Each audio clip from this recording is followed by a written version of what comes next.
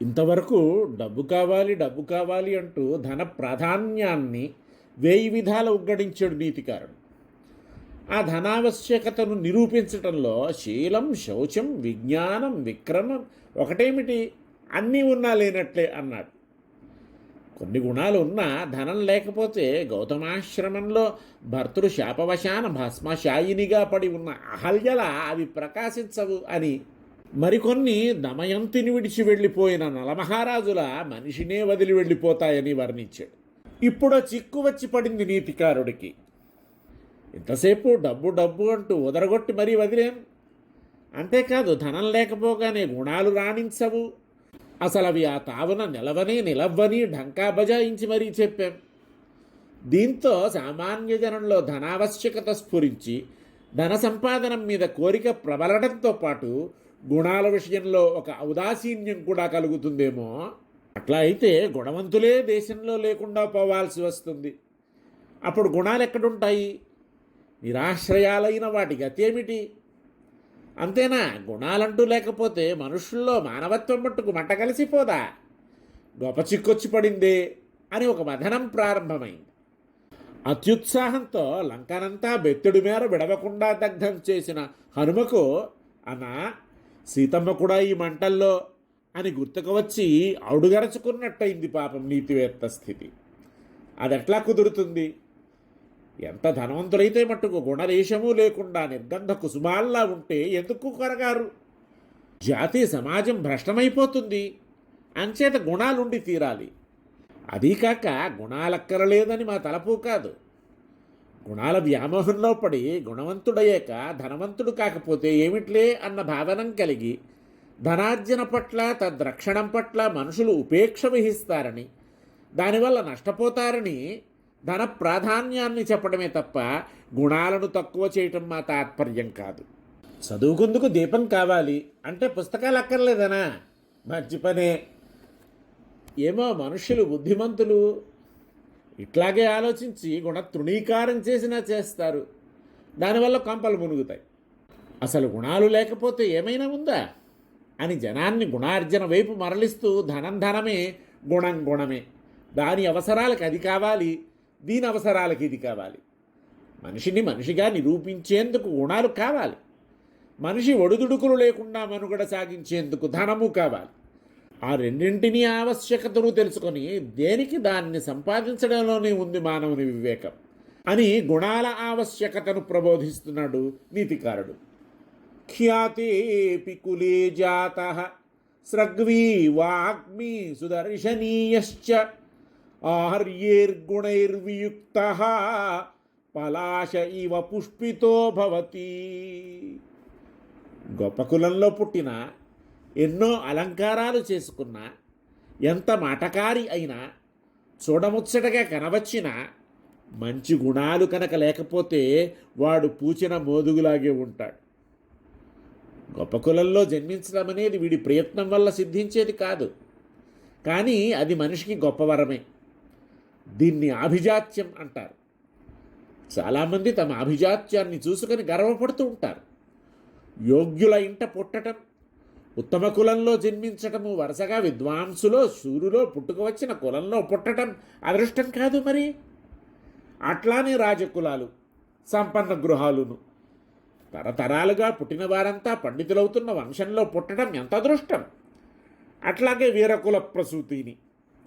అయితే నేటి కాలంలో తరాల తరబడి నాయకులే పుడుతున్న వంశాలు కొన్ని ఉన్నాయి. ఒకణ్ణి పండితుణ్ణి చెయ్యాలంటే కష్టం, ఒకణ్ణి కవి చెయ్యాలంటే కష్టం, ఒకణ్ణి గాయకుణ్ణి చెయ్యాలంటే కష్టం. ఒక వంశంలో తరాల తరబడి కవులు, పండితులు, గాయకులు పుట్టినారంటే అది పెట్టి పుట్టడమే. అయితే నాయకుల వంశంలో పుట్టినవాడు అలవోకగా నాయకుడై కూర్చుంటాడు. దానికోసం వాడు ఏదో చెయ్యాల్సిన పని లేదు. పండితుడు, కవి, గాయకుడు వారి వారి రంగాలలో రాణించటానికి ఏదో కొంత చెయ్యాలి. దైవదత్తమైన ప్రతిభ వారిలో ఉంటుంది. నాయకుడికి కృషి అక్కర్లేదు, ప్రతిభ అక్కర్లేదు. తండ్రి ఉన్నాడు, వందులున్నారు, వాడు ఏం చేసినా వాడి నాయకత్వపు కిరీటంలో అది ఒక కలికితురాయిగా అమరుకుంటుంది. సరే, అభిజాత్యం ఉంది, గొప్ప కులంలో పుట్టుక, ఆ గొప్ప దేనివల్లనైనా ఆ కులం కాస్తో కూస్తో సంపన్నము అవుతుంది కదా, ఐశ్వర్యానికి కొదవలేదు. మెళ్ళో ఓ చైన్, ఓ పులిగోరు పథకం, వేళ్లకు ఉంగరాలు, ముంజేతికో గొలుసు, వానికి అలంకారాలకేమి కొదువ?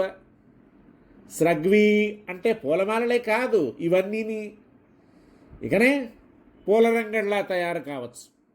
అంతా తన వైపు చూడాలన్న తపనతో, తనను గుర్తించాలన్న తహతహతో ఏదో మాట కలుపుతాడు. ఊరికే పొల్లు మాటలు, చచ్చు మాటలు, నంగి మాటలు, నత్తి మాటలు మాట్లాడతాటండి మీ వెర్రి కానీ.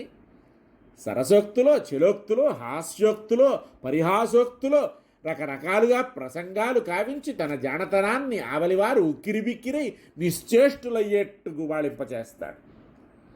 బాగుంది, సంపదలున్నాయి, వాటిని కనబరిచే అలంకారాలున్నాయి, ఎదిరిని బుట్టలో వేసుకోదగిన జానతనము ఉంది, భగవంతుడిచ్చిన రూపం ఉంది.